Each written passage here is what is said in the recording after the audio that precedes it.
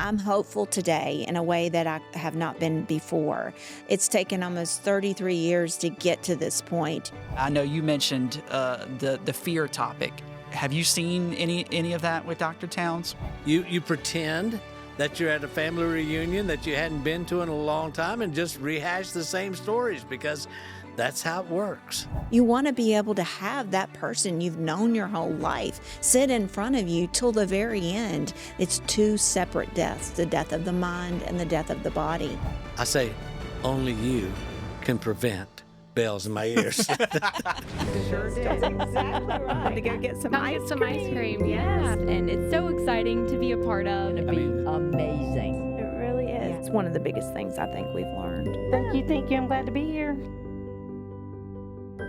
Well, hello, everyone, and welcome to today's show. Thanks for being here. Thanks for going on the journey with us. Before we get started, make sure you like and subscribe to us on YouTube or wherever you get your podcast. If you want to know more about us, check us out at VickieTalk.com. But we got a great show in store, so without further ado, let's jump in on it.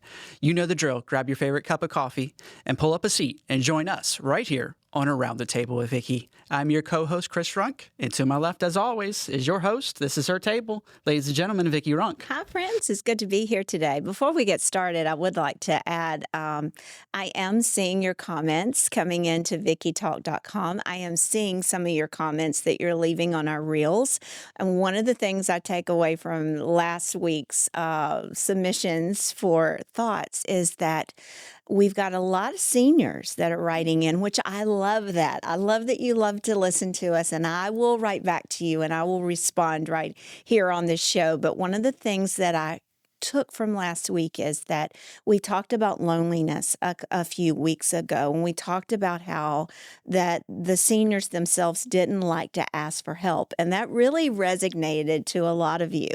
And what I want to say back is that I want to make a statement today that if you are an adult child taking care of your mom or dad, or maybe both, what I'm hearing from the seniors is they want you to help them, and they don't want to have to beg, and it's better if you just jump in and help them without them having to ask, because that seems to be a topic that they don't want to bridge with their adult children. And one They want your help, but they don't want your help. But they don't want to ask for it. And one listener wrote in and said, I shouldn't have to ask, So I'm loving hearing your response to our podcast. And I love it when I can hop on and agree with you or give you a piece of advice. So keep those keep writing into us. And if I don't know the answer, we will have a member of our team reach out and do some research to get you an answer on whatever it is you want to know about aging,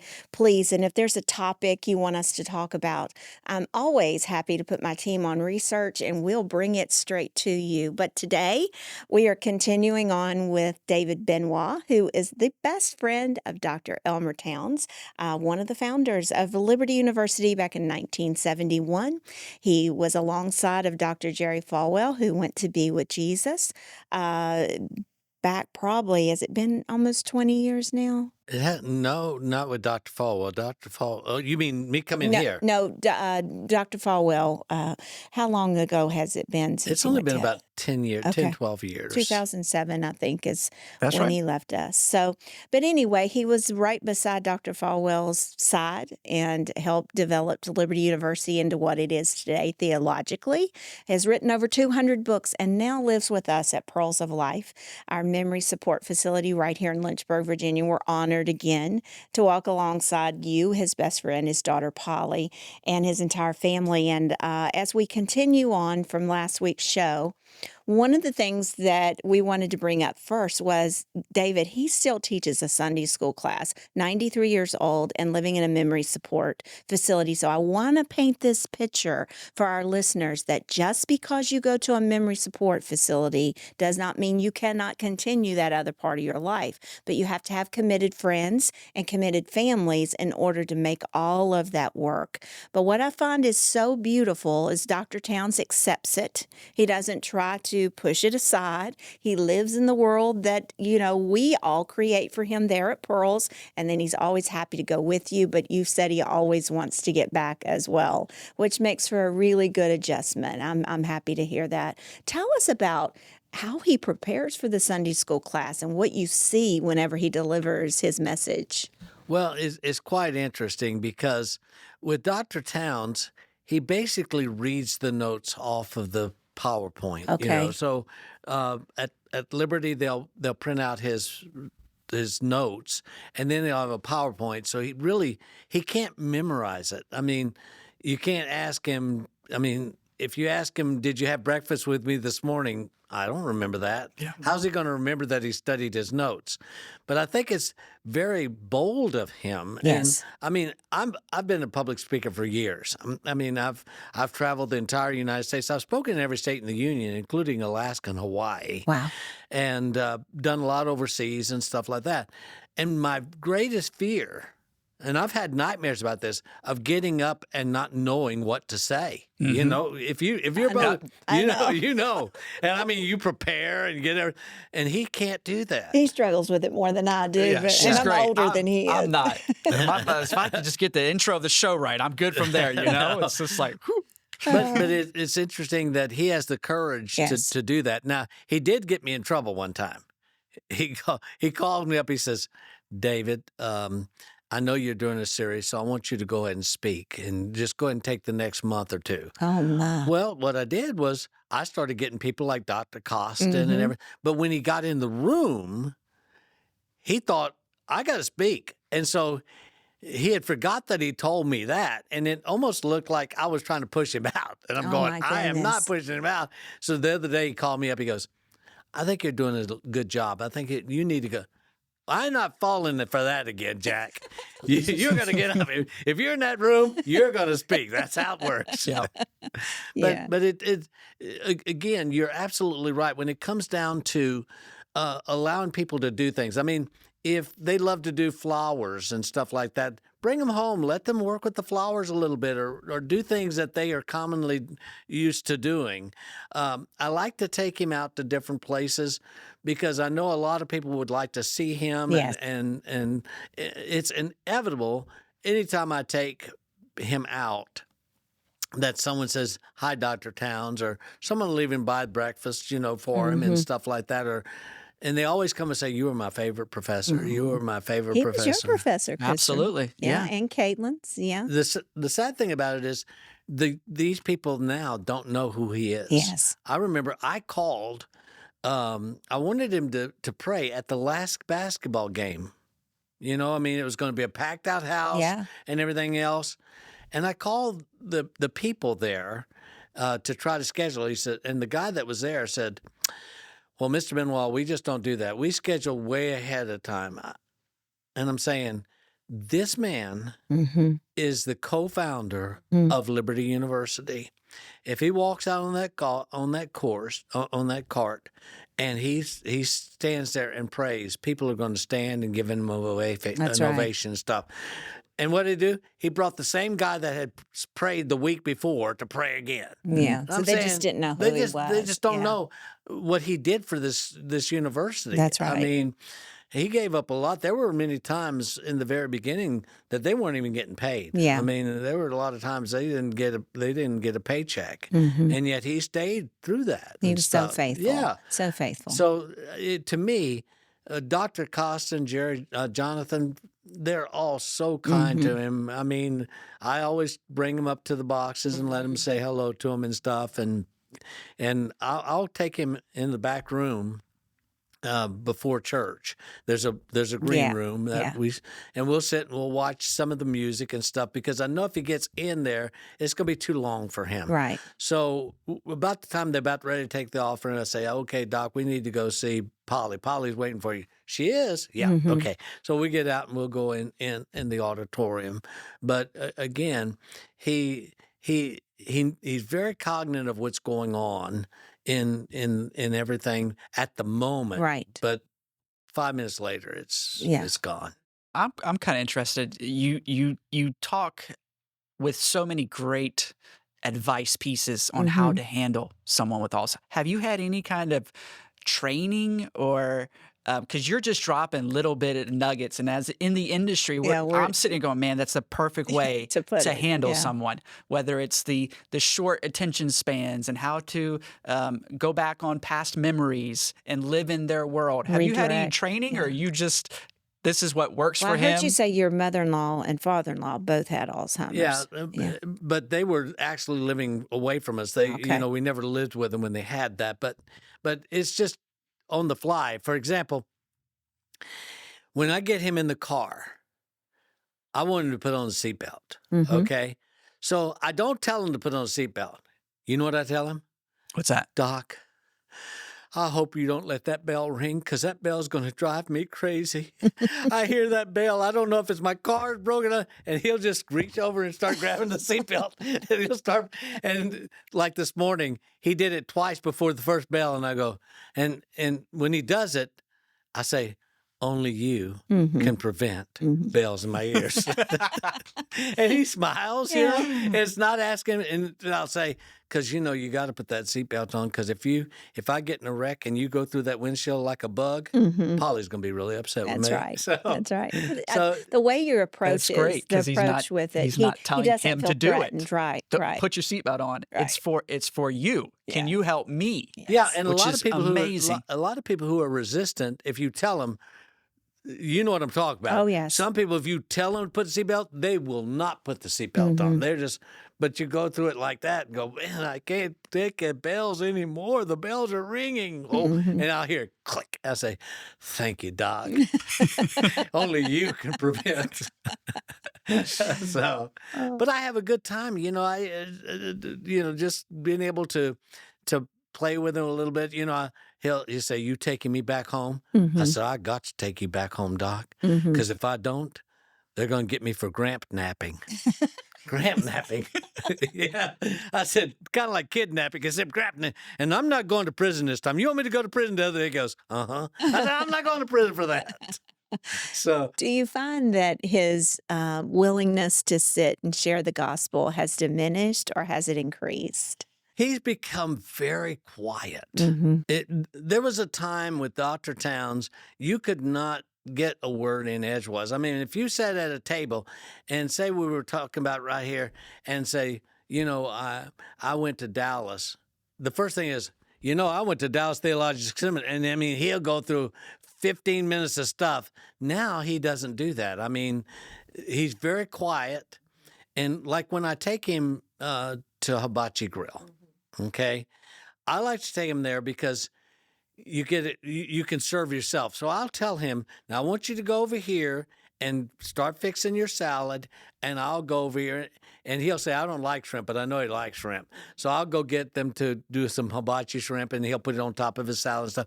So the whole time, I know I'm keeping him occupied while I'm getting the other things done. And while he's eating, I'll go out and I know what he likes. He likes shrimp. He likes those little red sticks, chickens on the stick. Yeah. I'll get him some of that and stuff like that, and I'll bring it back. But I'm going to eat with them. I know. It sounds like I'm actually getting hungry listening to it. And then I'll say, now, do you want to get some pie?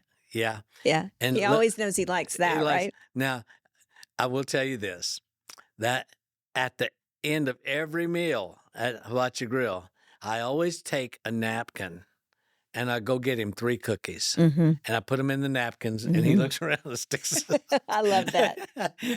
He sticks it in his coat pocket or whatever. Takes them with him. He can nibble the rest of the day. Yeah. So he enjoys doing that. We were also talking off the air, David, about how this disease, especially for someone that's been so theologically minded and, his prayer life and religiously, that sometimes it can be seen as spiritual warfare because he's done so much good for the kingdom that we, if we're just talking like as Christians, that it can appear to be an attack on the mind. Talk a little bit about that. Well, the thing about Alzheimer's is that people will do things that they never thought about doing before. I mean, my mother-in-law, she did some things that if she would have known what she was doing, she'd have been totally embarrassed. Right. But what she's done. But it's not her. Right. It's the mind is going, or they go back into a childhood kind of thing. Mm-hmm. And like today, we went out and ate over at a restaurant, and they had grits. And I said to him, did you eat grits when you? And I knew he did because he's from South Carolina. He says, yeah, we would go and my mother get her corn grill. They grind it right there and stuff, and and things like that. So, he is very cognizant about those different things like that. And but you got to revert back. Right. You got to revert back. And you were talking about Dr. Falwell, that he was there, and would you like to hear a funny story? Sure, tell us. Well, Jerry told Dr. Towns, he said, now, Doc, listen, that white chapel in front of, yes. He said, now listen, when you die, I'm going to bury you in front of that. Okay. So another guy died. Right. And they buried him there. And Dr. Towns goes, Jerry, that was my spot. He goes, first come, first serve. B.R. Lakin. Yes, B.R. Lakin. Yeah, sure is. But now it's really cool because now they're all going to be around him. His wife is already buried there, and Jerry's in the middle, and they got Dr. Wilmington and others around, and so they'll all be together. Another good way the university is honoring the legacy of all those that worked so hard to make it as gorgeous as it is today, and the world's largest Christian university, and all that we're doing for missions there. And just, again, kudos to the university for giving us the chance to honor those that brought it all to us, right? Well, Dr. Towns also tells a story about one time Jerry said, we need $1 million. We need to pray. And so he said, Elmer, you pray. And Doc goes, I don't know how to pray for $1 million. Lord. And he said, I went through this big thing and everything. And he said, then Jerry prayed and said, God, you got a lot of money and I need some. That's it. That's it. Didn't need big words. We just need the money. Yeah, we just need the money. Just send the money. Yeah. So, Dr. Benoit, one thing, I actually was going through some Alzheimer's training about 3 weeks ago. And one thing that I did not realize as the disease progresses is the fact of an individual's eyesight will become very tunnelized. And you begin to kind of you understand you could live in fear for that individual, and that individual doesn't quite understand. Just somebody coming up behind them could kind of alert them the wrong way. And I know you mentioned the fear topic. Yes. Have you seen any of that with Dr. Towns? I haven't seen that with him, but Tell us the story about when you took him to the Gaither concert. Yeah, well, I took him to the Gaither concert, and right in the middle of the concert, he reached over and grabbed me on the arm. He said, David, did you bring me here tonight? I said, yes. You're going to take me home, right? I said, yeah, I'm going to take you home. Don't leave me. I said, Doc, I'd never leave you. I said, now you run off on me a couple times. I had to go looking for you, but I'd never leave you. I want to, I'll be here and I'll take care of you. And I said, are you ready to go? He said, yeah. I said, okay. But he's got this thing where you always know when he's ready to go, because he'll say, did you drive or did I? That's his tell. That's his tell, because I told Dr. Costin, we went to a breakfast and it was a big shindig kind of thing. So we were out there eating, and I said, Doc, you'll always know when Dr. Towns is ready to go, because he'll go, did you drive or did I drive? About 30 minutes later, Doc looks at me and goes, did you drive or did I drive? And I saw Dr. Costin. He had a big smile on his face. He's had his limit. Yeah. And there's a lot of clinical diagnoses that wrap around there's 30 different forms of dementia, and each form has different symptoms and signs. And I encourage families to get on and, even on the internet, and just input what some of the symptoms are. And a lot of that information will just, thank goodness we live in the age to where it can come to us now. And that education that we can receive as lay people that may not know as much as some of us sitting here about Alzheimer's and dementia can give us a foundation to start looking for those those answers in whatever particular dementia that your loved one may have. But I was listening to your story about him saying, "Don't leave me," and you said, "I never would leave you," and I know that's how God covers those that love Him. That this is a terrifying time, and they're wanting God to stay close, and God says He'll never leave us, He'll never forsake us. And that's a really beautiful symbiotic way of how I know He reaches for His Heavenly Father too in the times that He is scared and He can't get to you or Polly. And a lot of the Alzheimer's patients, we just always pray that God's hand of comfort surrounds that mind. Having personally gone through it with my mother-in-law and other relatives, you do feel alone. And you do feel like the journey ahead is dark because I've been on the edge to where we're seeing some new technology come into play. And in Europe right now, they're doing this wonderful trial with ultrasound waves and being able to go directly and seeing the brain. And it comes up on a screen while the patient is in front of the screen. And the doctor will literally start to clean off the plaque. And so I think there's a lot of hope in front of us. And so leaving, our listeners today to look up all of the things that are in front of us that could be possible cures or at least stop some of the progression. I'm hopeful today in a way that I have not been before. It's taken almost 33 years to get to this point. We started fundraising as a company 33 years ago and raised millions of dollars that stay right here locally. Yes. It doesn't go to Capitol Hill. It stays right here locally. But for those that really care about this topic, I would encourage you to get involved with the Alzheimer's Association, to go to those walks every year, to help raise money. Every penny counts, so that we can keep putting pressure on our congressmen and, the people that are sitting in Richmond and in Washington, Yes. that this is important. We're not going to forget to ask for help for those who can't remember. It's our job to put that in front of our leaders, to say this is important to us as a nation. It's the 6th leading cause of death in the United States alone, and we're spending billions of dollars on health care. So, it's time for the United States to lead all other nations, and let's find a cure. Well, what I find interesting in your statement is that you're more concerned about the people than you are the money. Because, that's how you make a part of the way you make a living. But Right. you'd be willing to give that Absolutely. up to see these people walk out of your facility being able to... Healed and whole. Oh, absolutely. Absolutely. Because they're in a box. Mm-hmm. They can't remember the back, and they don't know the future. You stop and think about that. We live from day to day with the future. Like you might be planning a wedding, Mm-hmm. or you might be planning to go on vacation or something like that. And it's almost like you kind of live for that moment. Right. But they don't have that because they don't know the next moment. Right. And they don't know where they came from, and they don't know where they're going. And the other thing that we've been able to kind of watch through the years is literally hundreds and thousands of people that we have reached out to and had alongside of us with the journeys of care for their families. It destroys families. It destroys families.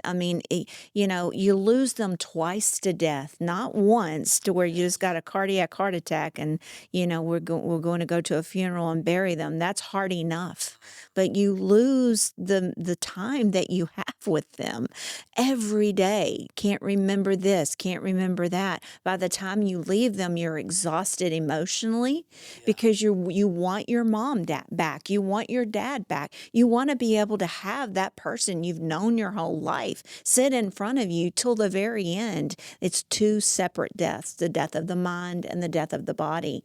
And I think that really can destroy a family, fighting over where mom should be, which facility they should be at. She's not memory care, but all the records proves that she is. And But that's what we were talking about earlier about Polly. Yeah. Was kind of upset that you thought that her dad should be in that memory care, but now she says that's the best thing that ever happened. Yes. That you put him in that. Yeah. So he y'all are started off at professional. Liberty Ridge. He did start Yeah. off at Liberty Ridge, and again, it takes a special family to take our comments and to take our instruction and say, I trust you. Yeah. So many families will fight against that. And then they fight internally about, the sister, how could you ever want mom in a memory care? She's too bougie for that.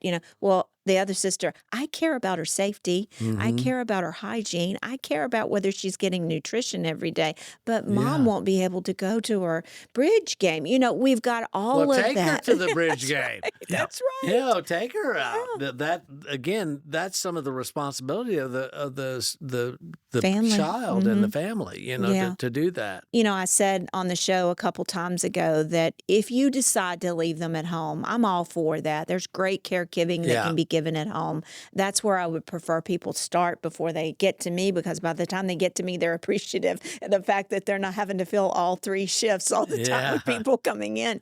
But what I say to them is, you better be prepared Mm-hmm. to go daily and to invest your time when they're at home, because you're not seeing what's going on behind the scenes. And so the safety issues of being in a care facility, and also the emotional attachment that you get to staff. We talked about that with you and Polly, and the trust that you can convey back and forth. It's just part of a beautiful journey that we're able to have with families. And kudos to you guys for mastering that. Well, when you get together with family members and you haven't been with them, and you get together at Thanksgiving or something, you'll bring in everybody talks about things that happened to them a long time ago, right? Mm-hmm. And y'all still laugh at the same things, and you still my brother-in-law always talked about how he had to live in the steps downstairs in the coal room because, Yep. and everybody still laughs at him when he says that. And that's basically what you do with an Alzheimer's patient. That's right. You pretend that you're at a family reunion that you hadn't been to in a long time and just rehash the same stories, because that's how it works. That's how it works. Well, I think, Christopher, instead of closing with a quote today, I'm going to let David pray for our family members that are listening, that are crossing this bridge right now, that are going through the decision-making process. And we want this show to help answer questions and to convey hope that everybody's journey is different. But if we do it together, and if we listen to people that are currently in the journey, and some of the great ways that you have to counteract some of those behaviors or lack of, you've done a great job. And for someone that's not a professional, I can say that by the time you're finished with all this, you truly will be. Yes.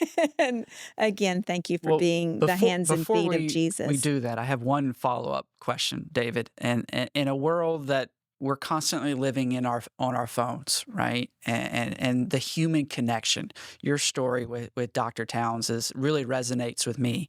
And my final question is, if Dr. Towns were sitting here 20 years ago, what would he want people to know about friendship? I think he would know. Dr. Towns has never been a real close friend to a lot of people. He was very selective because of the fact that people would use him for certain things and use his family for certain things. Let me marry this guy because that's Dr. Towns, and things like. So he's always guarded himself.